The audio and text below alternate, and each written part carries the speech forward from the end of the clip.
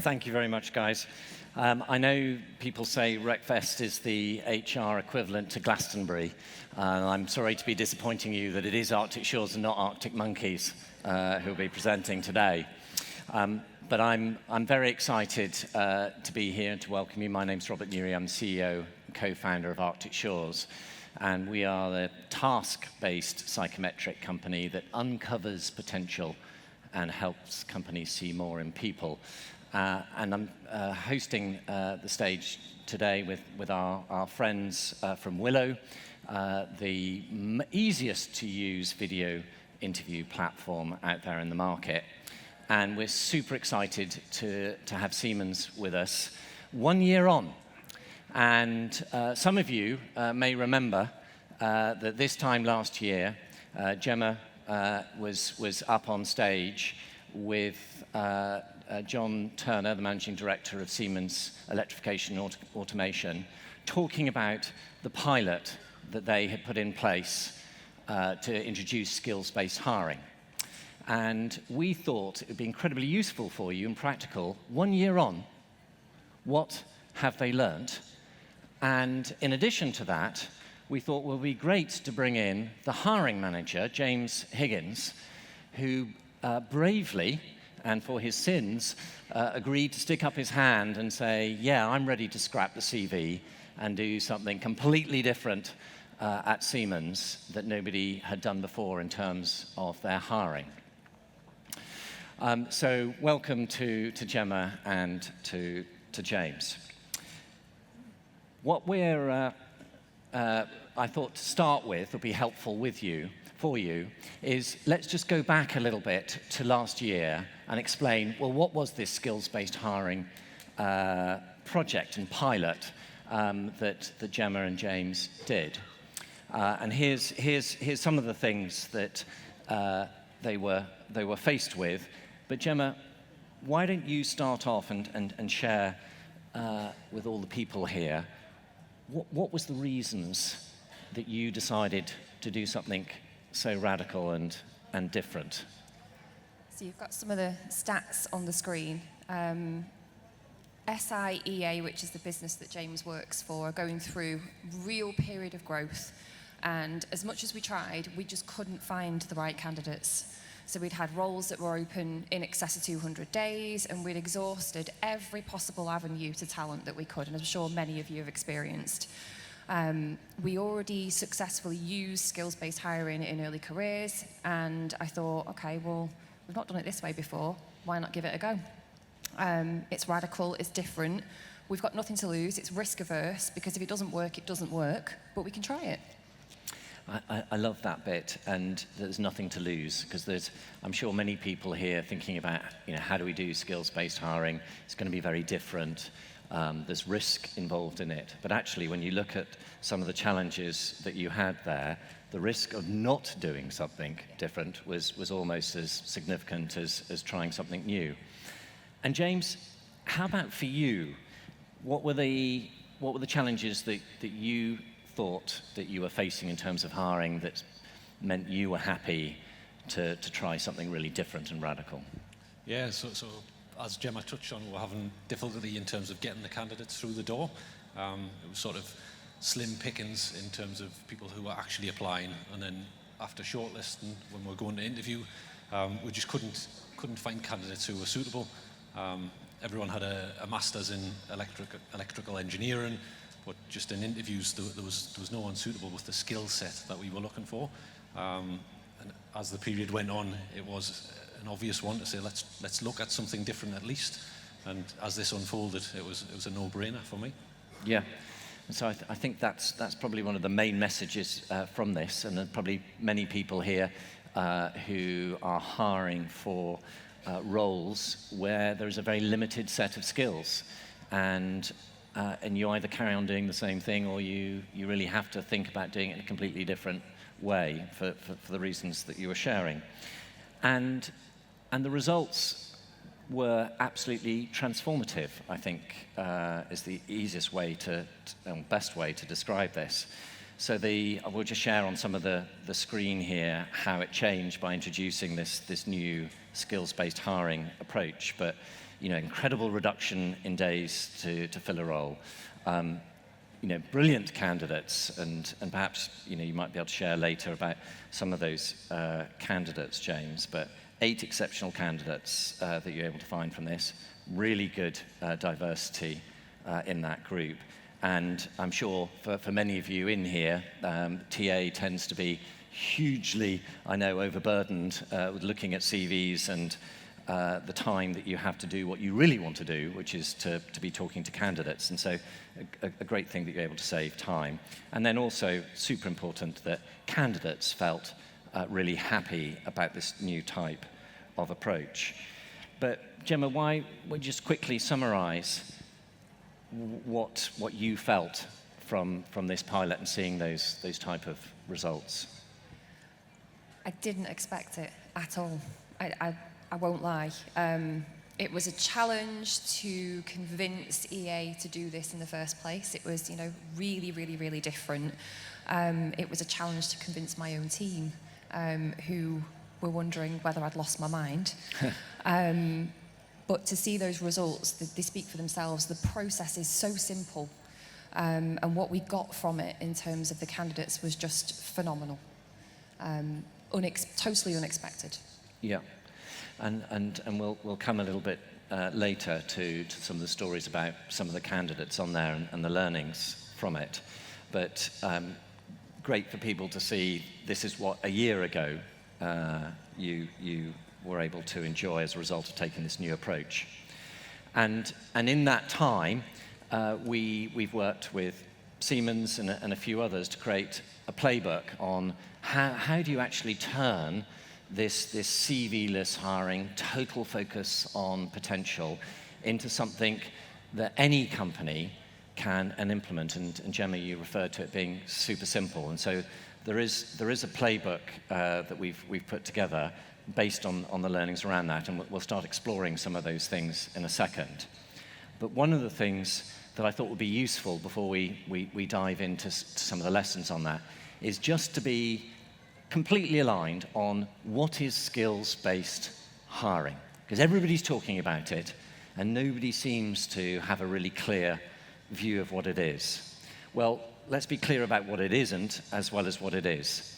So one thing about skills-based hiring is it's not about sourcing and focusing purely on somebody's hard skills. If it was, that would be completely mad, because we know we've got a skills shortage, so why would you be designing a new process to go and find skills that you know are really hard to go and find?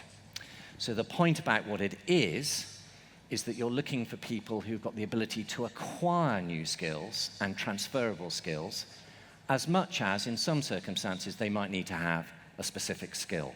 So I think that's one of the clear things to understand about it.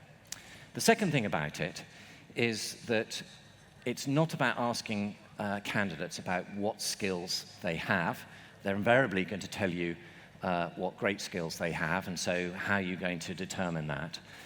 You've also got sort of classic things around, this happened to my daughter, who, if you ask somebody to say what skills they have, it's highly likely that women will want to say that they need to have 80% of the skills required to be able to say that they've got that skill. And men are much more likely just to wing it and say, yeah, it sounds as if I've got that skill. So it's not about asking people what skills they've got. It's going to be about how do they demonstrate the skills and behaviors they've got to learn new skills. And then the last part of it is not just about updating one little bit of your hiring process. If you're really going to do skills-based hiring, it's not about tech. It's not about making a minor tweak. It is about looking at the whole end-to-end process. And we're going to dive into that, because what Siemens did, and Gemma referred to it being really simple, but the point is it's starting from a mindset and a thinking about the whole process and not making one or two little tweaks, and certainly not just about implementing tech. So just to bring that to life for you, the analogy that we like to use at Arctic Shores is that skills-based hiring is thinking about, if you think about a tree, leaves are the skills that people have, and those are things that you acquire, those are things that you need to refresh. But ultimately, what we're looking for here with skills-based hiring are the roots, your ability to pick up new skills because they're going to be refreshed every 2.5 years anyway. And you want people to be able to learn the skills that you need, because some of which don't exist today in some of the roles that you're hiring for. So we like to talk about that as skill enablers. So the big thing about, and this is the second thing about skills-based hiring, is it's about how you select as much as it is what you select for. So it's all about how do you get people to show what they're capable of rather than asking them. So let's start diving in now into what we learnt from working with the Siemens team about a really practical and pragmatic process for introducing skills-based hiring. And it starts very much with taking a pilot and thinking about how you're going to sort of kick something off, and rethinking, I suppose, the process around this, and not looking at sort of CVs. And so let's sort of talk about what does this mean. Okay, we're going to introduce a pilot. We're going to put change our job advert to be on strengths and skills. Take us through, Gemma, maybe to start with. How did you go about that? Because this is a completely different way of thinking about recruiting. We're so wedded to the CV. It's like a comfort blanket for us. So actually, to say we're not going to use the CV, how did that work for you? It's crazy, utterly crazy. So yeah, we removed the CV. We worked with Arctic Shores and their business psychology team. It's not a plug, they are very good. And they helped us to draft a job description that was based purely on skills. So we're not interested in what you have done, we're interested in what you've got and what you can bring to the organisation. And that was a real shift in mindset. What we did to sort of kind of sweeten this along the way is an A/B test. So we did our traditional recruitment method and the new one, so we could look at them side by side. And I think that's probably really important, isn't it, to be able to know how effective this is, to put it alongside other ones. And I suppose then you're able to kind of change the job advert, say no CV required, and everybody in this room is going to be thinking, gosh, if I went out to my hiring managers and said, right, no CV is required, there's going to be complete uproar. First of all, they're going to say, well, how do I decide who to take on? And secondly, the CV is absolutely critical. But actually, it seems if you look at stages 3 and 4 here, you were able to introduce a process where actually there's an alternative to the CV. How do we focus on the skill enablers? How do we find out whether people are curious or not? And obviously, that's where a task-based assessment came in. We also, I know, looked at other ways of how you can understand motivations and values. You can do that through application questions. You can do it through a video interview as well. But it also required you, I suppose, if you're taking the CV out and it is completely CV-free, that you had to change your interview process as well. And this is back to the point earlier about how to change everything on this. So how did you do that, Gemma? So that was a critical part of being able to interview for skills as opposed to experience, in that you still have an interview pack and you've still got questions, but the way you ask the questions is very different. So instead of asking, can you tell me about a time that you've done X, Y, and Z, you're given a scenario. So if you were to do this, how would you do it? And what we're measuring there is, how's a candidate motivated? What can they bring to that particular scenario? So we're measuring them based on the skills that they have as opposed to their experience. Brilliant. And James, this must have been completely new for you on this. No CV, you can have interview people completely blind on what experience they've had in the past. What were the challenges that were going through your mind about whether this is going to work and how it's going to work? Yeah, it was very much, I think everyone going into it was nervous in terms of what would these first interviews be like. And I just remember the first one was incredibly strong. And then so I thought, we've hit luck here. And then number 2, number 3, number 4, all the way through 8 interviews were all just flawless. Based on previous interviews were always a struggle. So it was amazing to see. I think one of the biggest challenges was how do you, basically, as Gemma touched on there, how do you draw out what they would do in scenarios without falling back into almost type to say, have you ever done this before? What did you do in this scenario? So everything was framed as, this is in front of you, what would you do? And it just, the responses were phenomenal. From people who had never worked in our industry, it was clear that you didn't need that background. It was more of, in this given tough scenario, what would you do? It was just about looking at their thought processes, sort of their adaptability, the resilience, and it all shone through compared to previous interviews with CVs that read very, very well, but in the interview, almost putting these scenarios in front of the people, they just couldn't draw on anything that they would use in reality. Yes. And you weren't tempted to have a sneaky peek at their LinkedIn profile and try and find a way around the Arctic Shores rigidity of not giving you any other information? Yeah, so on that front, I just thought it would be pointless, almost cheating ourselves. The process would fall down. On the run-up, there was a lot of LinkedIn, basically, requests for connections. We didn't use LinkedIn on the run-up for that exact reason. For a sneak peek at a background, a sort of skill set, it would have made a mockery of the process. So it was hard, but I always say this to everyone who's now embarking on it: just stay strong, trust the process. Our results, which we'll touch on, speak for themselves. So it is a case of just that leap of faith. Yes. And were you surprised that you ended up hiring somebody from Aldi? I mean, you wouldn't have ever thought that somebody in Siemens would be saying, yeah, I've just found a fantastic candidate for an engineer role who worked in a supermarket. Yeah, that's the thing when you look. So Aldi, KFC. So previously, a CV would go in the bin if it didn't have National Grid, Western Power Distribution, all of the big names. That was always the first focus. So now when you look at the team members who are, in fact, the strongest that we have within the team, none of them have a background that you would have previously let through the shortlisting process. So it's nice to see. Yeah, I think that's amazing. And I'm sure many people here are probably thinking too, before we go on to the rest of the process around this too, how have they worked out for you as well? So you've taken this very innovation, we're 1 year on now. How have they turned out for you? So we've got 5 now, sort of 1 year in. We've had 2 promotions within the first year. Two. So two of our colleagues have stepped up to senior. That's based off the volume, the quality of work. One, Martin, who done the podcast within a short period of time, he had a multi-million-pound portfolio of prestigious customers.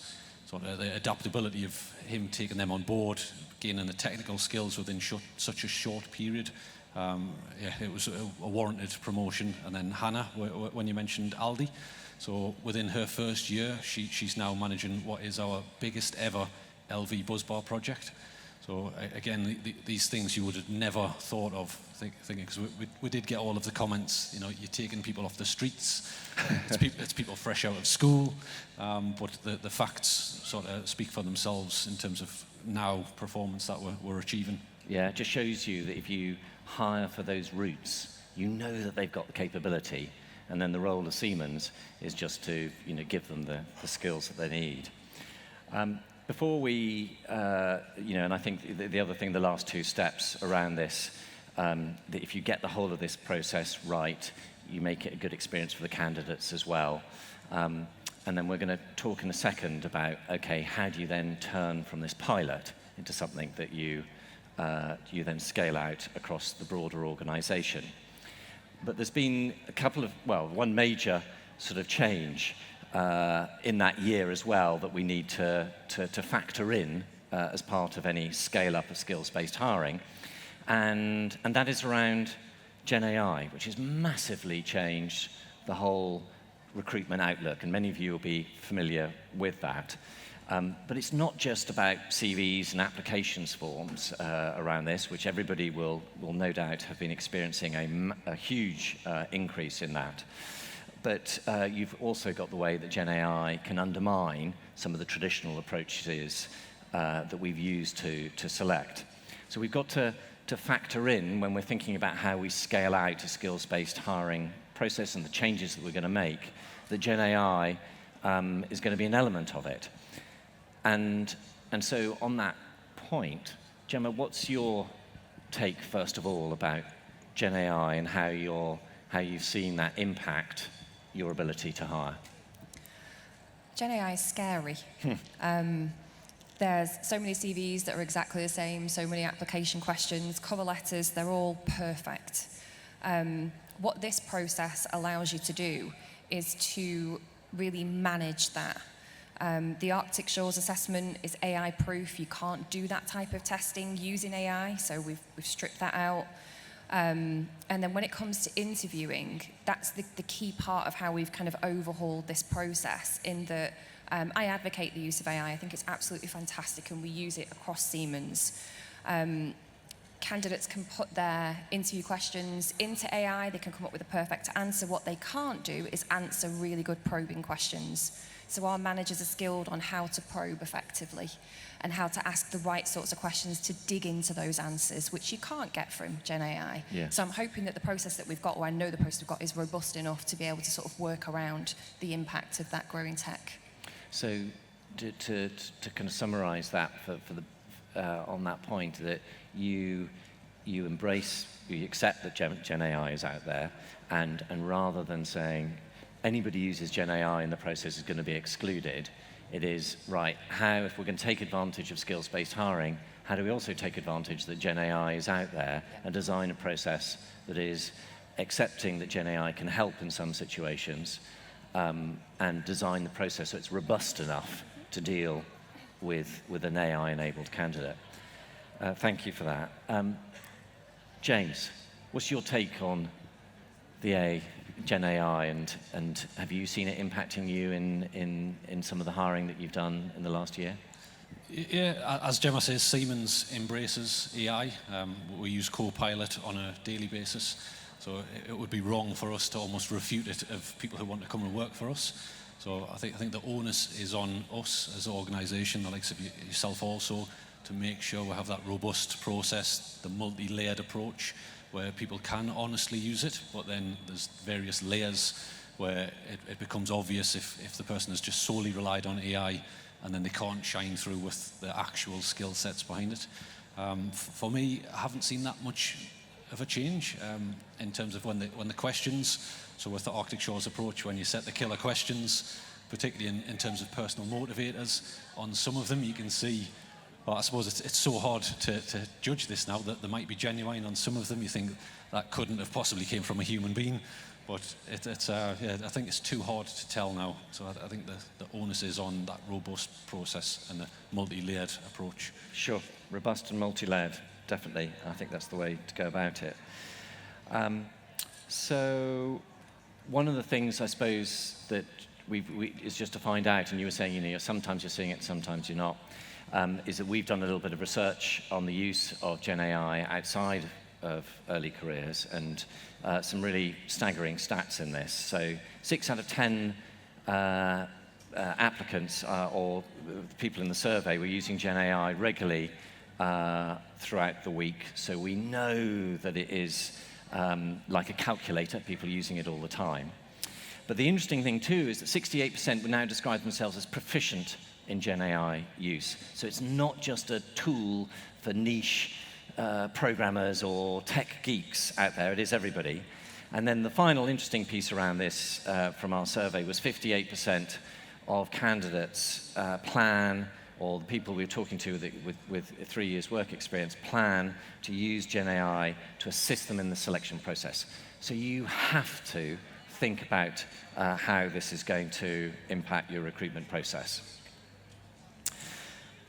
So let's now focus a little bit more on 1 year on. So you've done the pilot, you've seen some great initial results, and so where's your head at now then? First of all, Gemma, on this one about, what are you going to do next? Is this something you're going to roll out broader, or are you keeping it in a specific area? We're taking over Siemens. No, I'm not.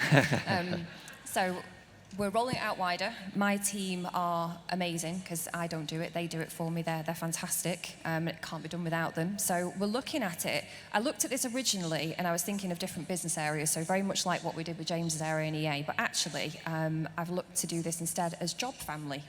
Nice. So what job families does this really suit?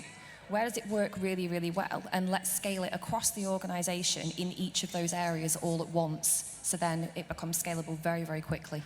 So that's where we're at.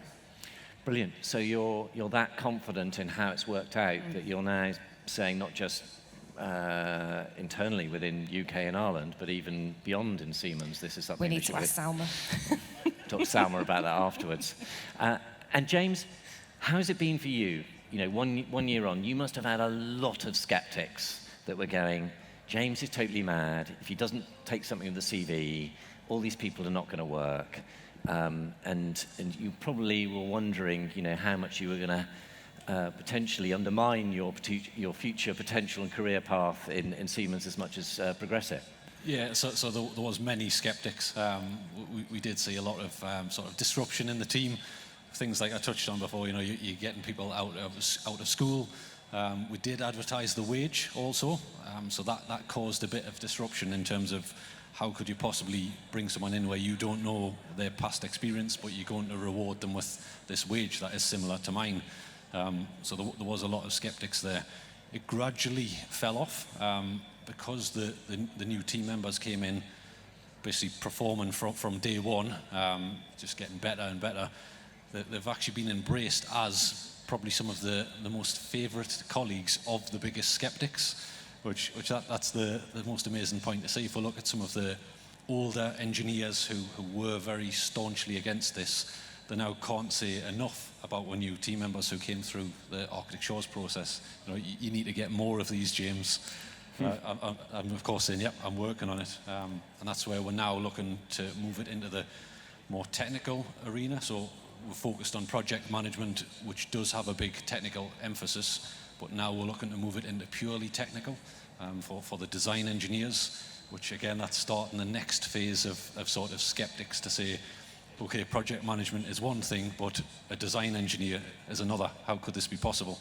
So, but again, we'll work through it. I think the results will show the same again. So I'm fully confident that it will work and that those skeptics will again be supporters next year. Yes. And so you're really pushing the boundaries out now further to do roles that people thought would be impossible to do through a skills-based or skill enabler-based type of process. But perhaps also you could share, you know, you said a little bit earlier that Hannah and Martin have taken on multi-million type of projects in there, so clearly it performed really well.